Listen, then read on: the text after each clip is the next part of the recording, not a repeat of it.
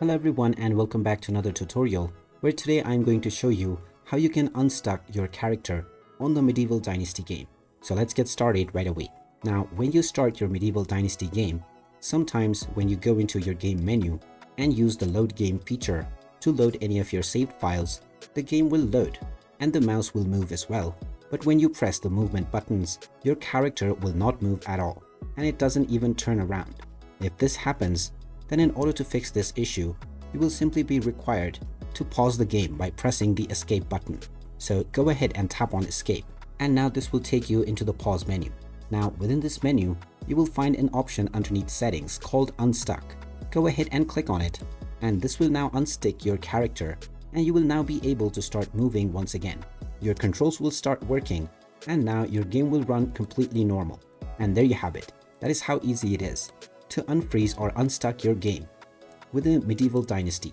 If you find this video helpful, don't forget to hit that like button and subscribe to our channel for more useful tips and tutorials. Thanks for watching, and I'll see you again in the next one. Hello and welcome back everyone to another tutorial. You can turn on or turn off hints and tutorials within the Medieval Dynasty game. So let's get started right away. First of all, open up the Medieval Dynasty game on your device, and once you open it up, you can start a new game or load any of your old ones to continue playing. Now once the game is fully loaded, you can start enjoying your gameplay, and based on your preference, the hints and tutorials will either be available or not. Now if you wish to change this setting, just tap on the escape button to pause your game and then click on settings. From the settings page, click on user interface, and now you will see various different options. Within these options, you will find the tutorials checkbox as well as control hints. If you don't wish to see any hints or tutorials, you can click on these checkbox and remove the check marks. Once you do this, the tutorials and hints will be disabled.